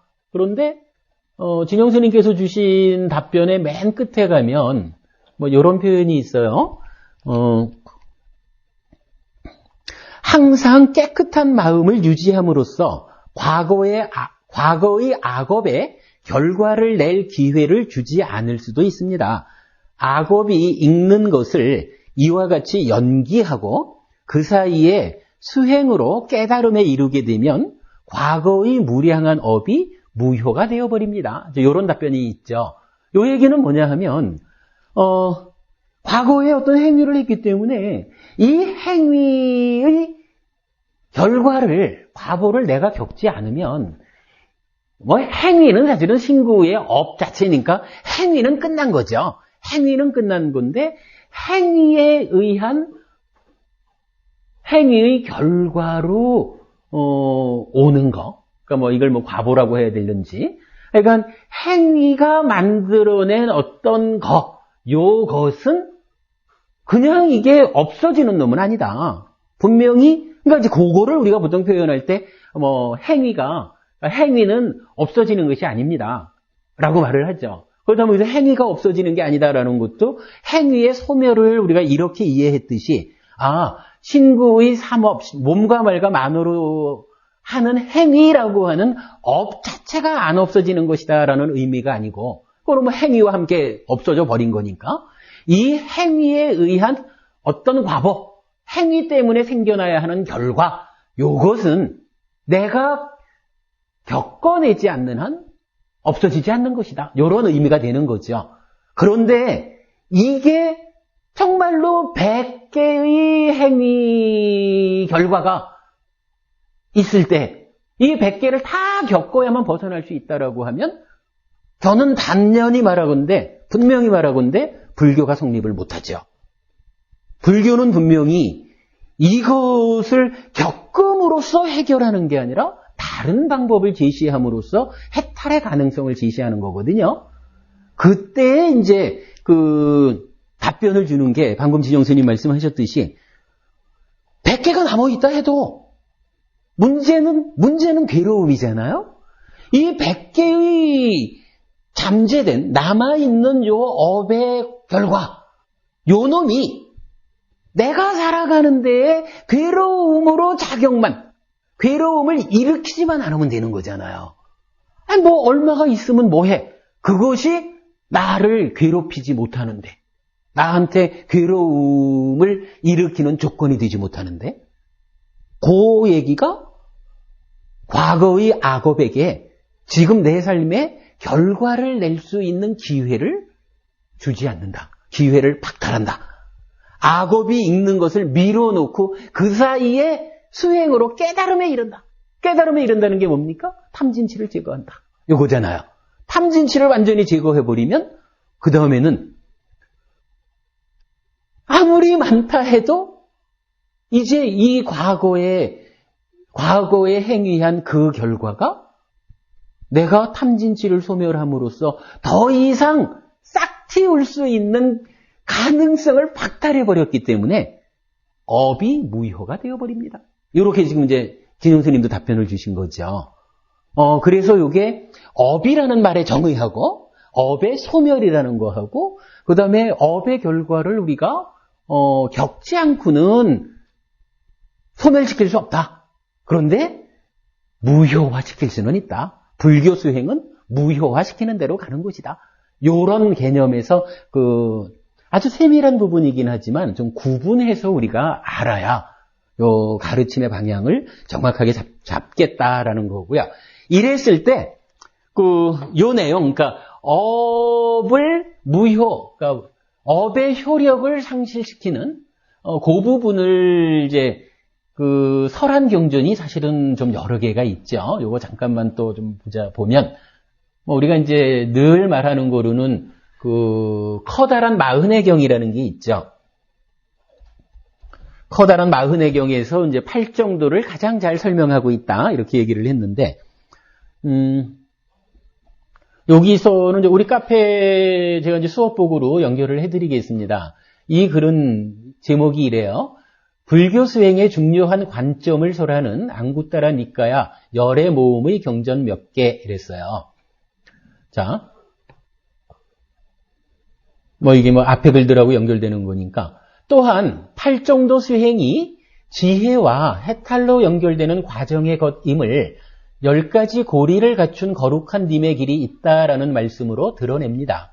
그리고는 불교 수행의 중요한 관점을 한 가지 설하심을 보게 되는데 올바른 견해 내지 10번째 올바른 해탈을 조건으로 잘못된 견해, 잘못된 해탈과 그것을 조건으로 하는 악하고 불건전한 것들이 소멸하고 올바른 견해 내지 올바른 해탈을 조건으로 하는 착하고 건전한 것들은 닦아나감에 따라 원만하게 된다고 하는 것입니다.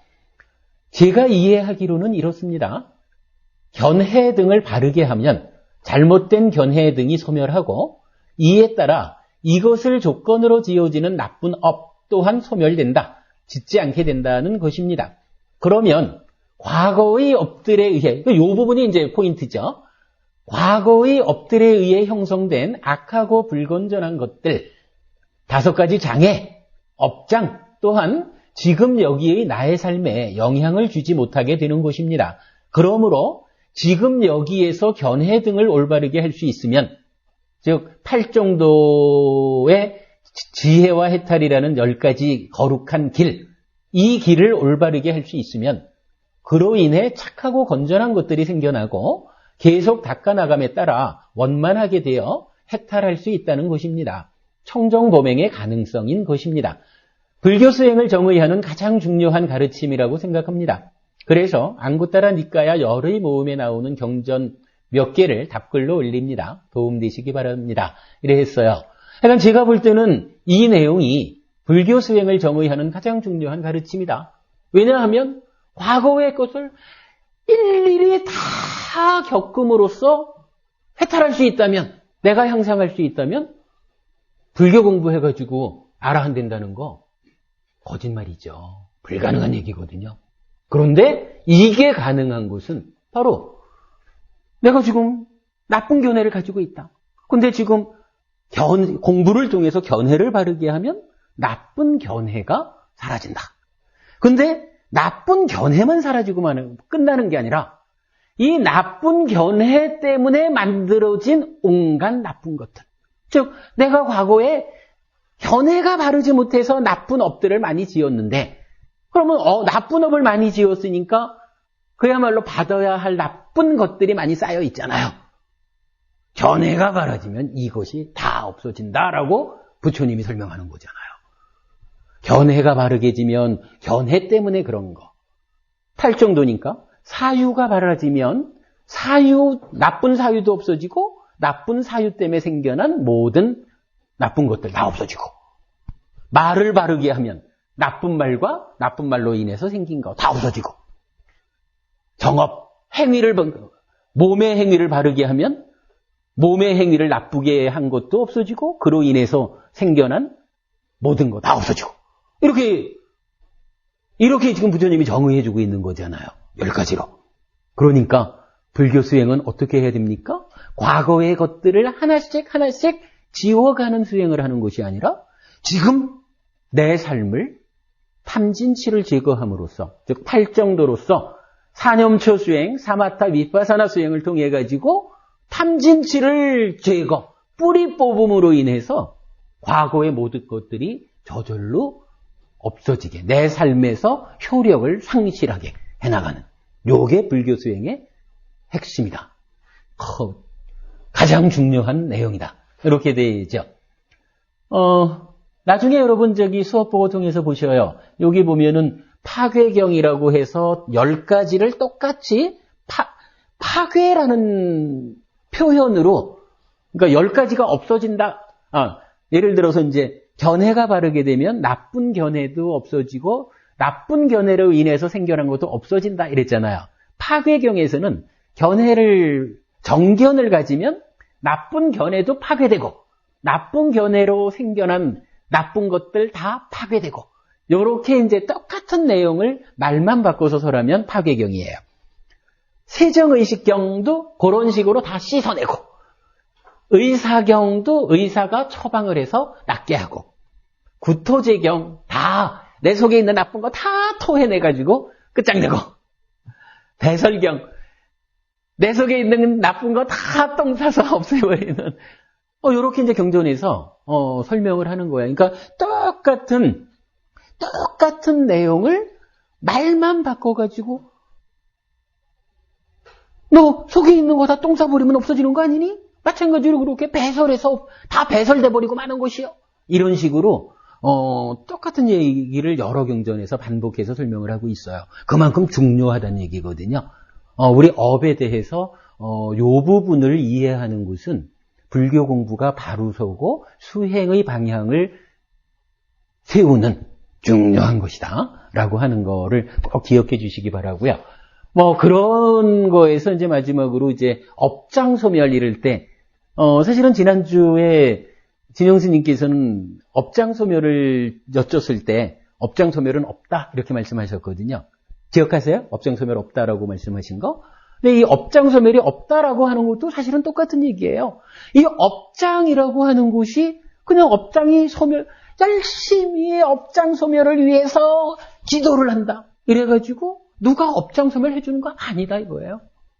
진영스님이 말씀하신 업장소멸 없다라고 하는 게 업장이 소멸되는 게 아니야. 죽었다 깨도 업장은 다 받아야 돼. 이런 말씀이 아니고 업장을 어떤 방법으로든 소멸할 수 있는 방법은 없다. 단지 오직 지금 말씀드리는 이런 수행의 방법에 이런 수행에 의해서 이 업장이 내 삶에서 효력을 상실하게 하는 거.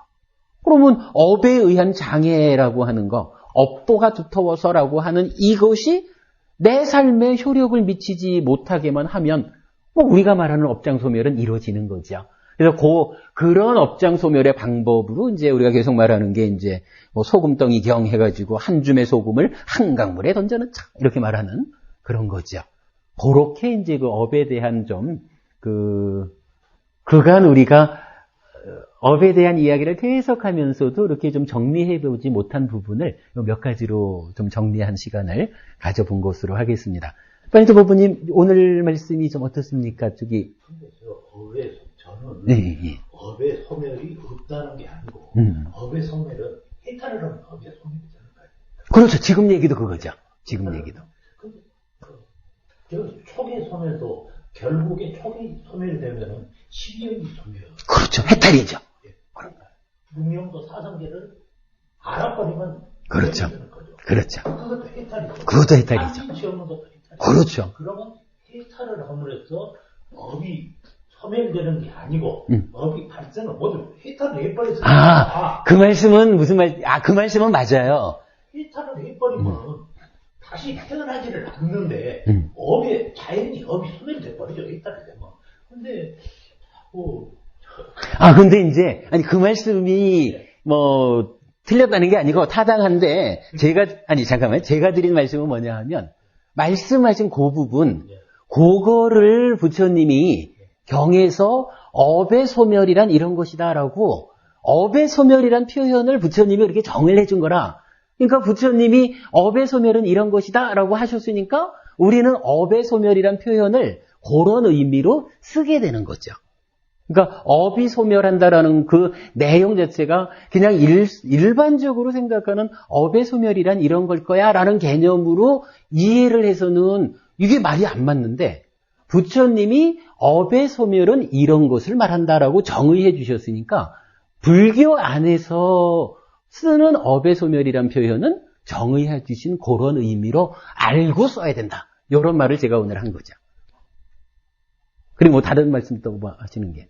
그리고 그 업의 소멸, 그리고 그 진영 스님이 말씀을 하셨듯이 그 업이라는 것을 발생을 못해 선행을 하게 되면 그 업이 바로 발생하는 것을 파괴할 수도 있고 지연시킬 수도 있고 그렇지 그 업이 없어진다는 것은 있을 수가 없죠.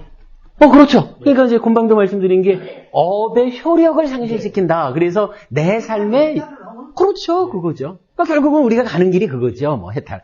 그래서 이것들이 내 삶에 영향을 미치지 못하게 하는 거. 그러니까 부처님은 그러니까 제가 마지막에 강조를 하는 것이 불교 수행법이 바로 그 길로 가는 것이다. 이거를 그냥 우리가 일상적으로 말하는 소멸시킴으로써 수행의 성취를 하는 게 아니고 이것들의 효력을 상실시키는 부처님이 경전에서 정의해 주신 이런 측면으로 우리가 가는 거다 이거지. 업의 소멸이라는 것은 그 업이 없어지는 게 아니고 업 발생이 안 되는 거죠.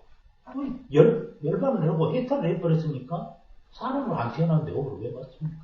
그 말씀도 좋아요. 그러니까 이제 그런 말씀이 경전적으로는 어떻게 설명이 됐냐 하면 방금 말씀드린 대로 이렇게 뭐 초계 소멸이고 초계 소멸이라는 것은 이런 거고 이렇게 이제 경전적으로 이거는 부처님이 이렇게 업의 소멸이라는 것을 우리가 말을 쓰기로 하자라고 하는 거니까 우리는 이 말이 어떤 의미일까를 다른 측면에서 찾을 필요가 없이 그냥 부처님이 업의 소멸은 이런 것이다라고 정의해준 그대로를 누군가가 업의 소멸 이러면 업의 소멸은 이런 것이라고 부처님은 말씀하셨다. 요렇게 기준을 가지고 가야 되는 거겠죠. 근데 이제 해탈하면 안 받는다 그러셨는데 일단은 업을 짓고 그걸 소멸이 안 된 데서 해탈이 어려울 수 있다는 견해도 있을 수가 있고요. 두 번째로 업을 지면은 내 업을 받는데 예를 들어서 팔을 잘랐는데 내가 그 팔 잘리는 업을 받을 때는 내가 수행해서 자르지만 그런 고통을 못 느끼는 그런 또 생각을 해볼 수 있지 않나. 그 업을 안 받는다라고 해버리면 뭔가 이 불교에서 인과설에 대한 모순이 또 생기니까 그렇게 봐야 되지 않나 이런 생각도 들거든요. 그게 이제 A가 된다가 아니고 A가 참 소금덩이 경같이 선행을 하고 이렇게 하면은 그게 발생이 지연될 수도 있고 그동안에 수행을 하고 왔다 가도 영향을 안 주고 갈 수 있는 거고 선행을 하고 수행을 하고 해가지고 열반을 닦으면 사람으로 태어나지 않는데 그럼 받을 수가 없는 거 아닙니까? 그렇죠. 그건 벗어나는 거죠. 그리고 이제 그게 중간에 아라한이 됐지만 아직까지 몸으로 살아있는 요 기간 고도 때문에 이제 목갈라나 존자의 그 경우가 설명된 거죠.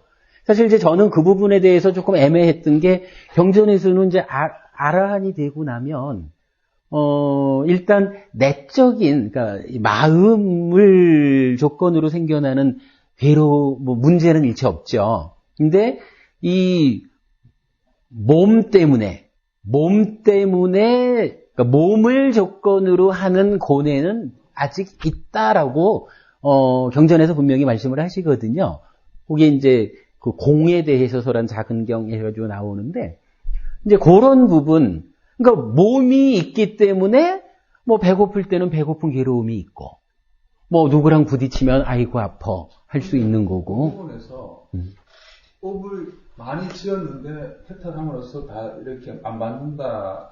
그 말이 과연 경전에도 그렇게 표현이 돼 있는지 그거는 그게 과거에 지어놓은 업을 안 받는다라는 그 구체적인 표현은 제가 잘 모르겠는데 지금 그 얘기를 어떻게 표현하고 있냐 하면 과거에 아무리 많은 업을 지어서 그러니까 잘못된 업을 지어서 받을 게 있다 해도 지금 내가 탐진치를 소멸해가지고 탐진치를 소멸해서 바른 견해에서부터 이렇게 10가지로 그러니까 8정도에다가 바른 지혜, 바른 해탈 요 10가지 길을 완성하면 그러니까 이 10가지로 각각의 상대편에 있는 나쁜 거와 나쁜 것을 조건으로 생겨난 만들어진 나쁜 것들 이것들이 다 좀 전에 말했지만은 파괴되고 씻겨나가고 의사의 처방으로 해결이 되고 구토되어서 없어져 버리고 배설되어 버리고 이렇게 지금 설명을 하잖아요.